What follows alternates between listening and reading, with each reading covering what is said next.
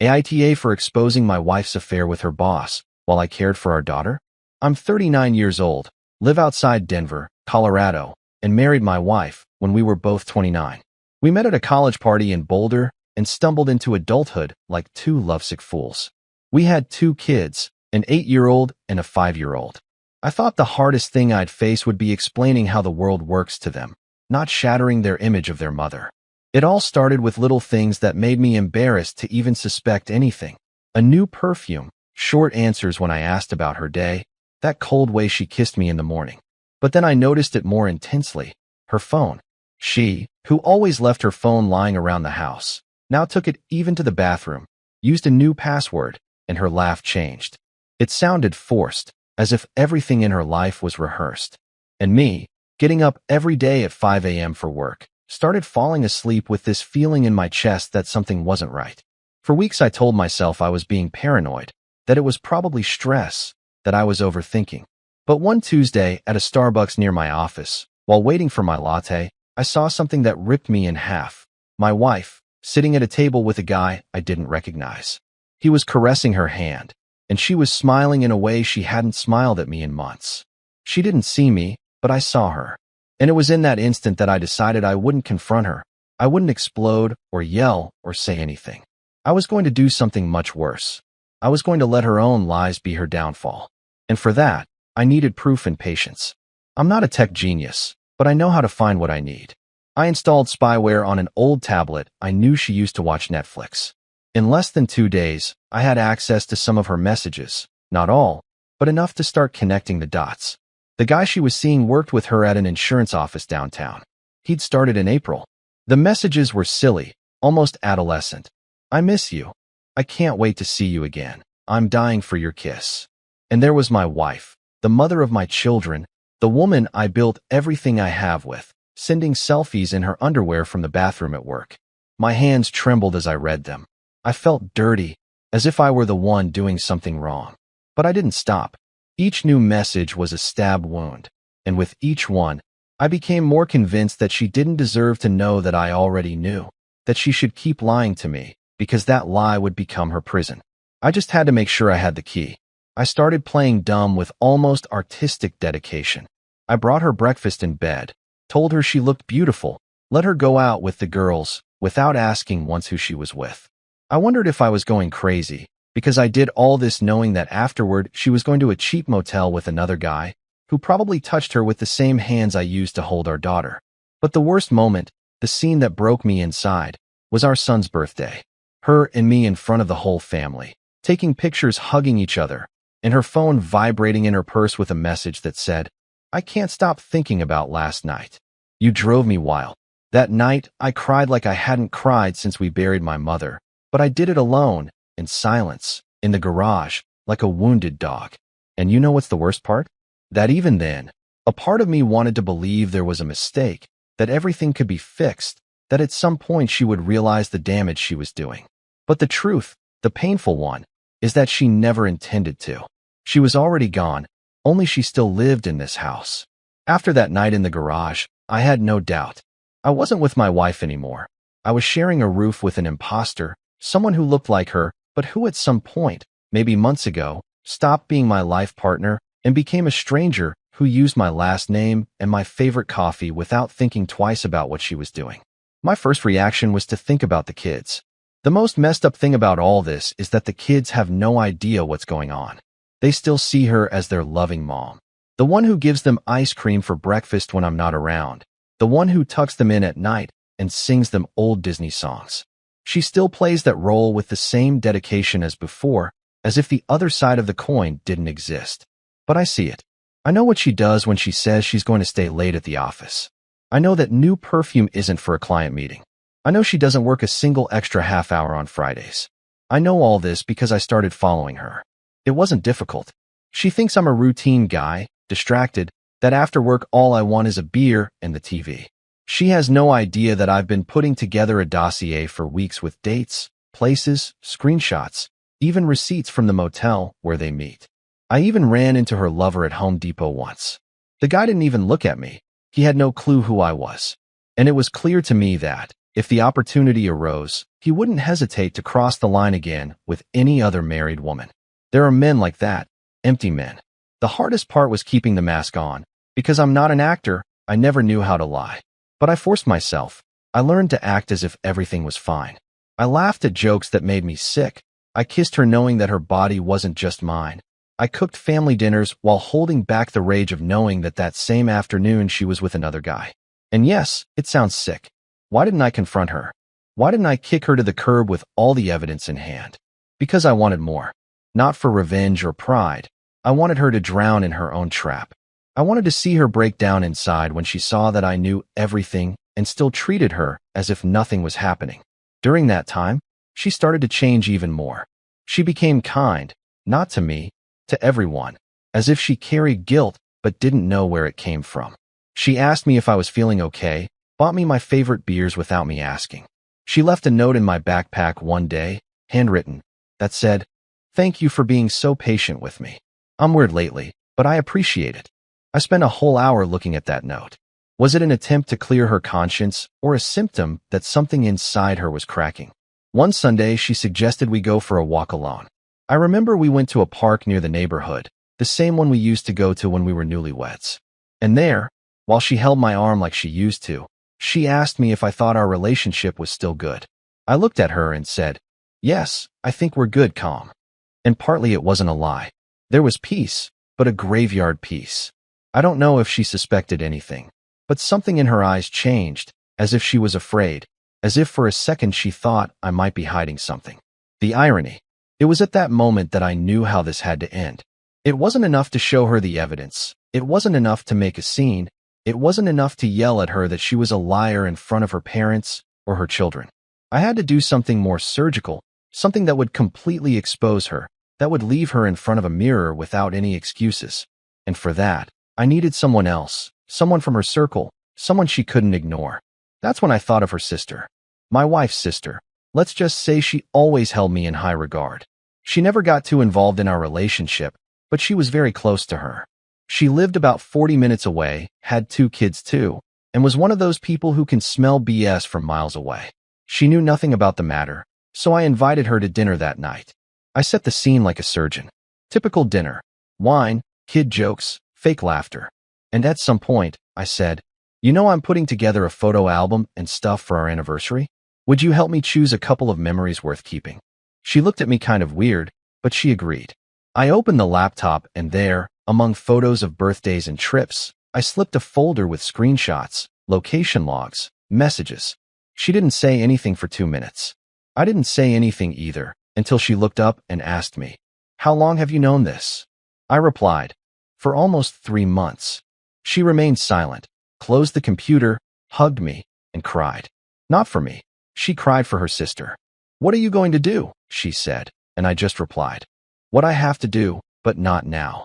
I don't know if it was betrayal what I did, showing that to someone of her own blood, but at that moment I felt I needed a witness. Not of what she had done, but of what I was enduring. After dinner with her sister, everything changed. Not on the outside, but on the inside. It was as if by sharing my secret with someone else, the weight was redistributed, but also the tension. What was previously a cold performance now had a limit, because now there was a witness, a person who knew I was playing a role while the other half of this couple was messing around with an office jerk during work hours. Her sister called me 2 days later. She told me she couldn't sleep, that what she saw left her frozen, that she felt betrayed even though she was just a spectator. And she asked me why I didn't do anything, why I didn't confront her, kick her out, free myself. And I didn't know how to answer her completely. The truth is, I was afraid. Not of the scandal, not of the divorce, afraid that she would get away with it, that it would all end quickly and she would reinvent herself without guilt, without consequences. I wanted her to feel everything I was feeling, but without saying a word, until she couldn't take it anymore. Her sister was direct. She told me that she couldn't stay silent, that she was going to talk to her dad, her mom, someone. I asked her for time, just 1 more week, because something in me already knew that the mask she was holding would fall off on its own. And it didn't take long. The following Friday, when I came home from work, I found her crying on the couch. I was surprised. She wasn't one to cry much, let alone without reason. I asked her what was wrong. even though deep down I knew that something was unraveling for her. She told me she was confused, that she felt she wasn't giving me what I deserved, that sometimes she didn't know if she was still in love or if she was just going through the motions out of inertia. Lies, all lies. It wasn't the routine's fault. It wasn't a lack of passion. It was that she had a guilty conscience and didn't know how to cleanse herself without dragging me into her process. I sat next to her and said, "If you have something to tell me, say it now. I'm not going to get mad. I'd rather you be honest." She looked at me, took a deep breath, and said, "It's nothing specific. I just feel like I'm distant. Like I'm lost." That's what she said. I'm lost. How convenient. Because if she really was lost, it wasn't walking alone. It was running into the arms of another guy, leaving behind 10 years of history, 2 children, and a guy who still looked at her with respect. I didn't confront her, not that night. I told her I understood that we can all feel disconnected sometimes, but that if she needed space, to tell me clearly. She hugged me, thanked me, and then went to the bathroom to text her lover, as if nothing had happened. The irony is that the next day, she asked me to go to couples therapy. I almost laughed in her face. Of all the things I expected, that wasn't on the menu. She told me she didn't know what was wrong with her, that she felt like she was betraying herself. Yeah, right. As if self-deception had GPS. I agreed, of course I agreed, because that was another opportunity to let her dig her own hole. If we went to therapy, she would have to talk, explain, and I would be there pretending I didn't know anything while she rehearsed speeches of personal salvation. The important thing was that she felt comfortable enough to let go of the rope. Because if I understood anything in all this, it's that people like that don't commit suicide head-on. They cut themselves slowly and with excuses. We went to a therapist in Aurora, a cold, functional place, with uncomfortable chairs and a wall full of diplomas. The therapist asked us basic questions. How long have you been together? What do you feel has changed? What do you hope to achieve with these sessions? She spoke first. She used words like emptiness, routine, loss of identity, a list of common symptoms that serve to justify any crisis. And I just nodded, didn't interrupt, didn't accuse her. In fact, I even helped her complete some sentences because that was the plan. Let her talk. Let her contradict herself. Let her build a narrative that wouldn't hold up even with scaffolding. The therapist asked me what I felt. I told her that I felt disconnected too, but that I was willing to work on it. It wasn't a lie. I felt disconnected, yes, from the lie, from the idea of her, from everything I thought we had been. But I wasn't there to get her back. I was there to see how far she was willing to take her performance. We left the first session with an exercise to do at home. Each write a letter to the other about how we met and why we decided to be together. Pure romantic garbage. I did it anyway, and so did she. But hers was what broke me. Not because of what it said, but because of what it didn't say. It was a cold letter, meticulously crafted, like a text written to avoid commitment. And there I knew the end was near. Not because she said it explicitly, but because you could tell she didn't know how to fake it anymore. After that letter, I started counting the days. I felt like I was in front of a building that was swaying and just needed one more gust to come crashing down. Everything she did seemed like a desperate attempt to maintain the charade, as if she still believed she could maintain 2 parallel lives and that they would never intersect. But it wasn't just her problem anymore, because with each therapy session, with each carefully chosen word, she was giving me more evidence, more inconsistencies, more phrases she couldn't later support. And I, like the calm idiot I pretended to be, simply kept taking notes. The therapist, to her credit, wasn't stupid. She noticed the tension, noticed there was something we weren't saying, something that wasn't on the surface. But it wasn't her job to uncover secrets either. Her job was to guide us to find each other again. And while my wife kept talking about her emotional disconnection, I thought about the messages with heart emojis and phrases like, "I slept dreaming about you," that she sent to that other guy every night while I prepared the kids' lunches for the next day. I started to notice something new. The lover was getting impatient. I saw it in his messages. "Are you ever going to tell him? What are you waiting for? I don't want to go on like this." The pressure was coming from both sides, and she was running out of room. Her personality started to change. She wasn't cold anymore. She was erratic, nervous, irritable. Control was slipping away from her, and that gave me the signal I needed. It was time to pull the trigger. One random Wednesday, I left her with the kids and told her I was going to see a client out of town. Lie. I took the day off, went straight to her lover's work. I didn't go in, I didn't talk to anyone. I just waited in the parking lot for him to come out. When I saw him, I didn't make a scene, I didn't confront him. I followed his car, saw him arrive at an apartment on the outskirts, the same one my wife had gone to a few times, because she had meetings in that area. I went to a store, bought an empty pizza box, and left it at the door with a note written in black marker that said, "Tell her the truth. You're not playing alone anymore." I don't know if it was a threat, maybe it was, but it was also a warning. I was tired of being the only one who knew everything. Now he knew that I knew, and that, believe me, changes the rules of the game. That same night, she came home as if nothing had happened. She gave me a dry kiss, greeted the kids, and locked herself in the bathroom for half an hour. When she came out, her eyes were shining with nerves. She asked me if everything was okay. I told her yes, that I needed her to stay with the kids tomorrow because I had a meeting early. She looked at me as if she suspected something, but she didn't say anything. The next day, I made a printout of everything. All the screenshots, the locations, the photos, the messages, the details. And I put them in an envelope. That night, when the kids went to bed, I called her to the kitchen. I asked her to sit down. I put the envelope in front of her. I didn't say a single word. She looked at me, then at the envelope. She didn't touch it. She knew what it was. She knew it before she opened it. 20 very long seconds passed. Finally, she opened it. It was as if she had been shot in the stomach. She started to read, first quickly, then more slowly, and then she just froze. She closed the envelope, looked at me, and said, "Since when?" I replied without raising my voice, "Since the day I saw you with him at Starbucks. 3 months and 2 weeks. She didn't cry. She didn't scream. She didn't ask for forgiveness. She just said, "I don't know what to say." And I said, "Don't say anything. You already said it all when you decided to keep doing it after you knew that I knew." That's when she broke. She started to tremble, went to the floor, literally fell to her knees, and hugged herself as if she wanted to disappear. The sobs became more and more intense, but I didn't move. I didn't comfort her, not this time, because for the first time in all that time, she wasn't lying. What she had there was real, the collapse, the breakdown.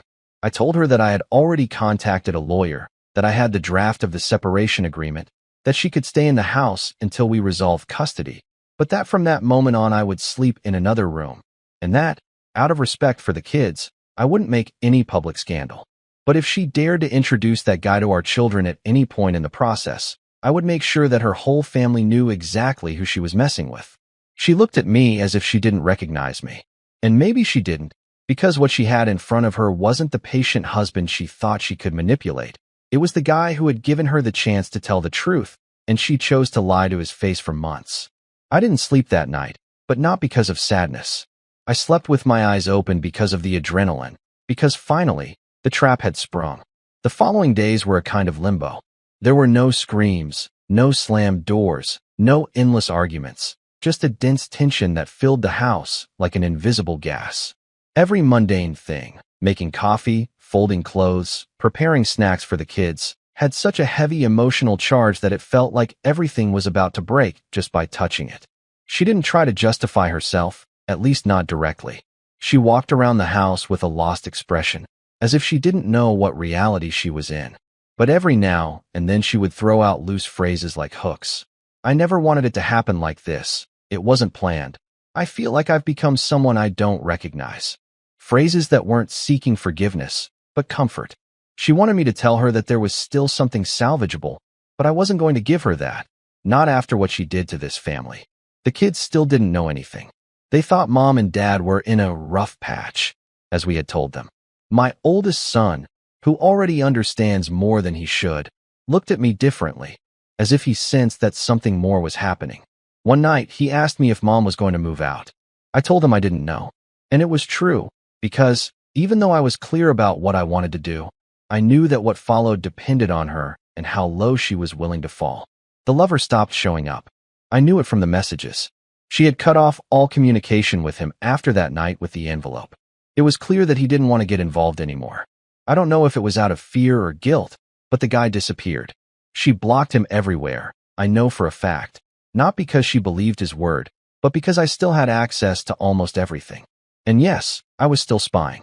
Not out of morbid curiosity, but out of necessity, out of strategy. A week went by, and one night, when I came back from dropping the kids off at their aunt's house, I found her sitting at the dining room table with swollen eyes and a yellow folder in front of her. She asked me to sit down. I asked her if it was another attempt at an apology. She said no, that it was the whole story.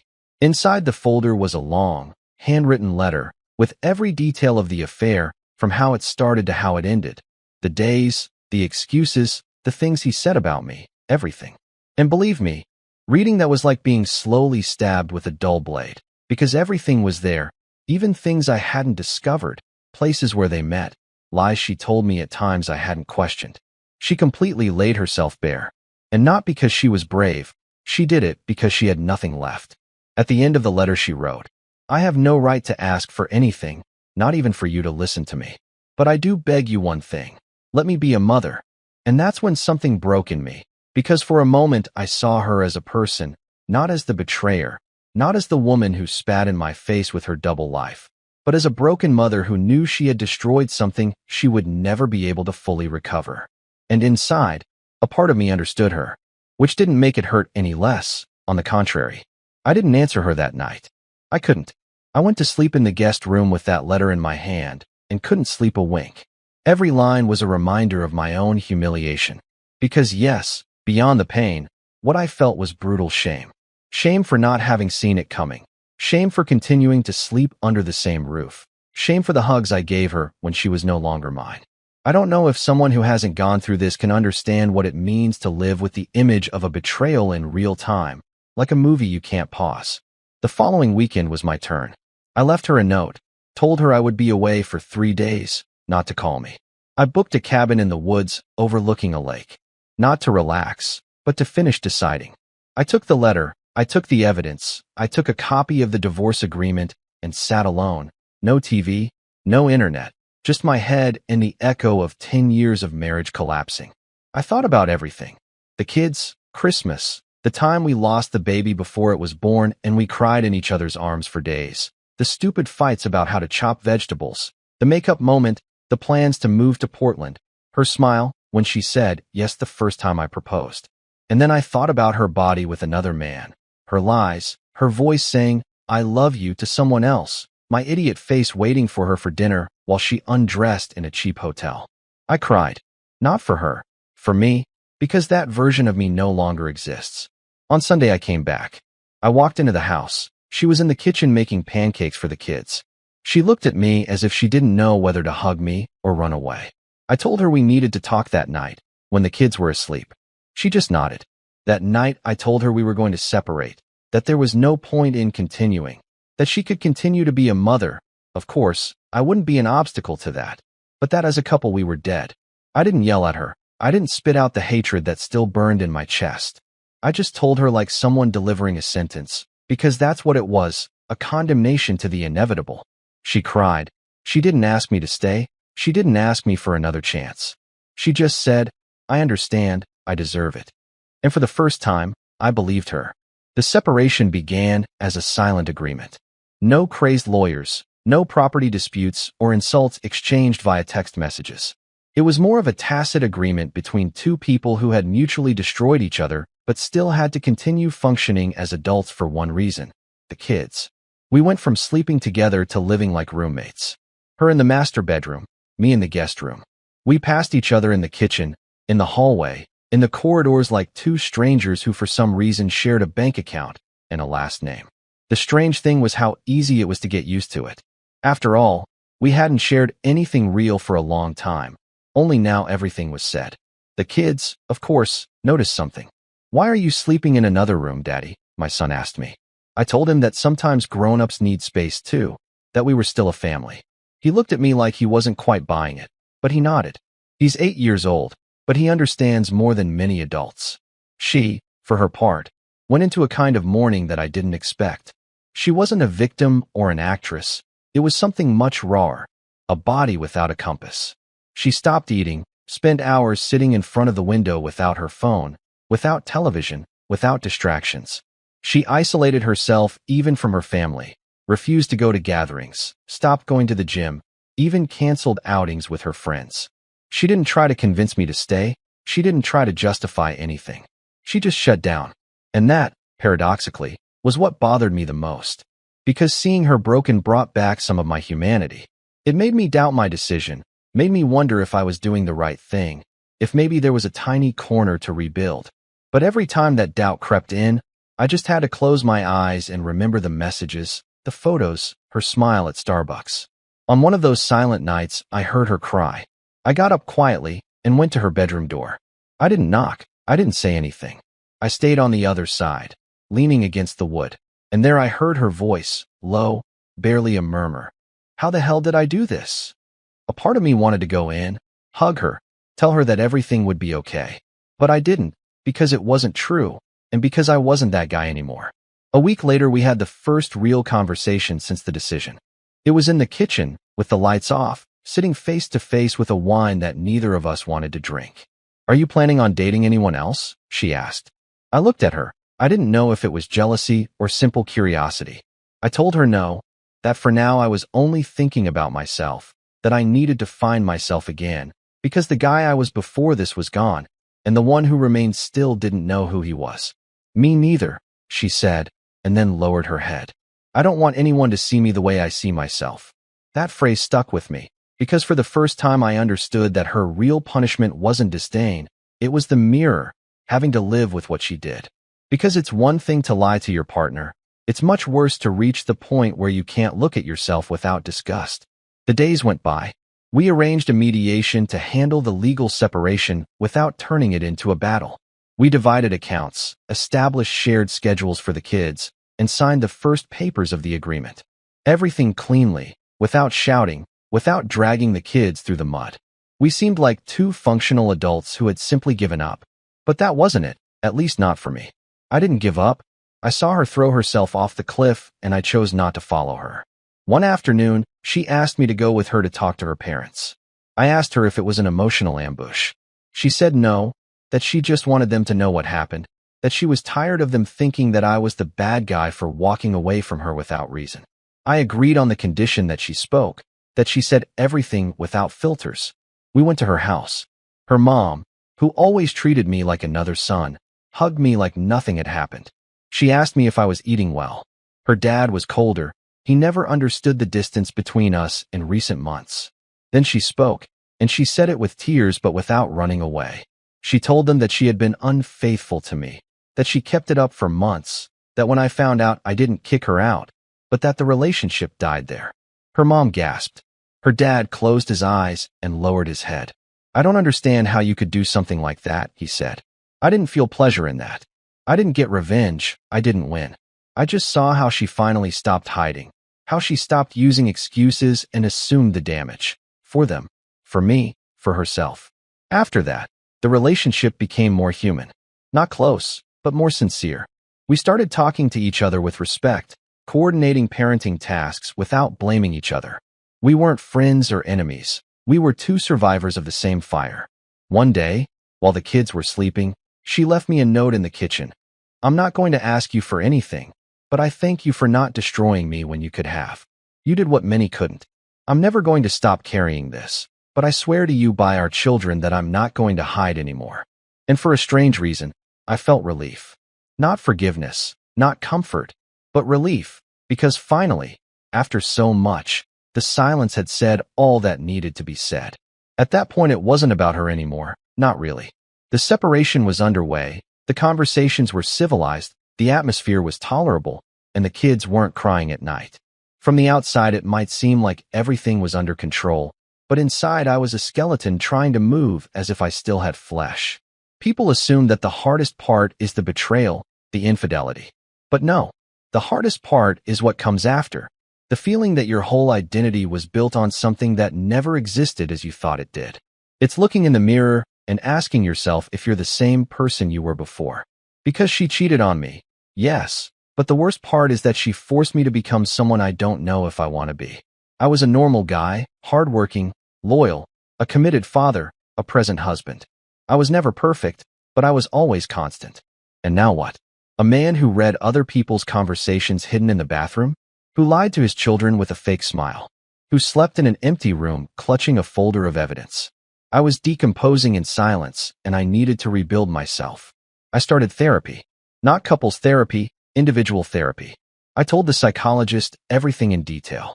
I didn't spare myself even the parts where I myself was cruel, like the pleasure I felt seeing her kneeling in the kitchen with the envelope in her hand, the emotional sadism of waiting for her to collapse on her own, my obsession with controlling the narrative, with not giving her room to justify herself. My therapist didn't judge me, but she did tell me something that stopped me in my tracks. The harm they did to you doesn't justify the harm you did to yourself. That phrase haunted me for days because it was true. I became so obsessed with not being the victim that I ended up behaving like an executioner. And even though she deserved it, it wasn't doing me any good. I wasn't winning. I was dragging chains that I myself decided not to let go of. So I started letting go. I deleted the files, the photos, the messages, the tracking, everything. I didn't need proof anymore. I wasn't going to show them to anyone. I wasn't going to make a scene on social media. I wasn't going to make her friends reject her or her colleagues see her as a traitor. The trial had already taken place, and I didn't need witnesses. I just needed to get out of the crime scene. I went back to the gym, not out of spite, but for my health. I got a haircut, not to be reborn, but because I looked in the mirror one day and didn't recognize myself. I started cooking better, reading more, going out with friends I had stopped seeing. Small things, but they were mine, not shared, not conditional. Mine. One night, I went out for drinks with a coworker. He introduced me to a friend. We talked, nothing unusual. But when I got home, I felt guilty, not because I had done anything wrong, but because I realized that a part of me was still waiting to see her on the couch asking me who I was with, as if we were still together, as if I still had to explain myself. But no, not anymore. She, for her part, kept her promise. She didn't talk to the guy again. She didn't try to get revenge. She didn't make a fuss. She became more of a mother than ever, more patient, more present. And I saw it, I recognized it. But that didn't change anything because I was no longer her safe place, and she was no longer my home. One afternoon, while we were exchanging the kids, she asked me if I would ever be able to forgive her. Honestly, I told her the truth. Forgiving isn't forgetting, it's letting go of the hate. And yes, I'm working on that. But don't confuse that with love, because that's not coming back. She nodded, didn't say anything else. And for the first time, she didn't look devastated. She looked like she was accepting the loss. And that, somehow, gave me peace. One day my son asked me if Mom and I were ever going to get back together. He had that childish hope, that illusion that adults get fixed like broken toys. It was incredibly hard to answer him, but I did it calmly.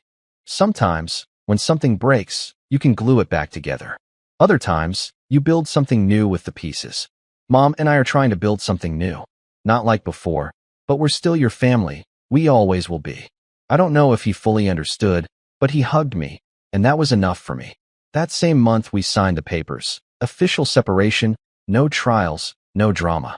The judge said we were one of the most civilized couples he had seen in years. I felt like laughing in his face. He didn't know what we had been through. He didn't know what that silence hid. But I was still grateful, because if we did anything right, it was not dragging the kids into hell. That night, she sent me a message. Thank you for not destroying me, even though I deserved it. I replied, I didn't do it for you. I did it for me, because that was finally the only thing left standing. My decision not to become the man that pain wanted me to be. The day the official court confirmation arrived, I felt nothing, neither sadness nor relief, just emptiness. I received the email with the notification that the divorce was finalized, and I stared at it as if it were a traffic ticket. 10 years of life together, signed, sealed, filed away. That's what it was, just another formality. And yet, there it all was. The birthdays, the trips, our children's first steps, the fights over trivial things, the reconciliations we thought were worth something. All packed into a PDF. I put the paper in the drawer where I keep important things, right next to the kids' birth certificates and the car insurance. It seemed appropriate, another irony, another label. The hardest part wasn't the loss of the relationship, it was accepting that much of who I was as a man, as a partner, was based on a lie sustained by routine, comfort, and emotional cowardice. She betrayed me, yes, but I also betrayed myself by accepting less than I deserved for too long. Now I understand. I moved to a smaller apartment near the kids' school. I wanted to be close, not for convenience, but because I need them close. They are the only pure thing left from that story. They don't fully understand what happened. They just know that mom and dad aren't together anymore, but that they don't fight. And that, for them, seems to be enough. She stayed in the house. We bought it together, but the agreement was fair. I didn't want to fight over bricks and mortar. I prefer to build my own space with what little I have and the much I've learned. The last time I saw her was at a school play. Our son recited a few lines dressed as a tree, and our daughter sang off-key in the background. It was beautiful. She and I sat separately, not because we were on bad terms, but because it was no longer necessary to share the same row. We nodded to each other, a short smile, without burden, without tension, like two people who lived a past life and run into each other at the supermarket. After the event, the kids came with me. We walked through the park near the school, and the oldest asked me if I was happy. I didn't know what to tell him. How do you explain to a child that happiness isn't a state, but a constant reconstruction? I told him the truth. I'm learning to be. And he simply replied, I think you're doing well. That was the best compliment I'd received in a long time. In the following weeks, I started going out a little more. No dates, no romances, just breathing, seeing people, hearing stories that didn't have to do with broken marriages or betrayals. It was necessary to remember that there is life beyond pain. I started writing too. A notebook with thoughts, memories, things I learned. Not to publish them, but to remind myself of everything I went through. Because when you suffer in silence for so long, you run the risk of normalizing it. And I don't want my children to think that enduring is the same as loving, or that forgiving means swallowing poison with a smile. I recently ran into an old friend. We talked about life, work, trivial things. She asked me if there was someone new. I told her no, that for now I was dating myself. She laughed, told me it sounded like a self-help book cliché. Maybe, but it's true. For the first time in years, I don't need to be with someone to feel validated, nor do I need anyone to see me to exist. And that, for me, is already a victory. Sometimes I dream of her, the version of her that I met, not the one she ended up being. And I wake up with a strange mix of nostalgia and relief, as if I were visiting an old house where I was once happy but no longer have a place. I don't mind dreaming about it. It's a part of me, but I don't want to go back ever again. I forgave her, partly yes. Not because she deserves it, but because I needed it. The hate was eating me up inside. And one day I realized that continuing to hate her was like drinking poison, hoping the other person would die. So I let go. I don't forget. I don't want to forget, but I stopped carrying the weight. Do I love her? No. And not out of resentment. There's simply no love left. What remains is respect for the role she has as a mother, and distance, a lot of it. Would I be in a relationship again? Maybe, but not now. I'm still healing, and I prefer to heal properly before filling the void with another person. If you liked it, don't forget to leave a comment and support the channel by subscribing. See you in the upcoming stories.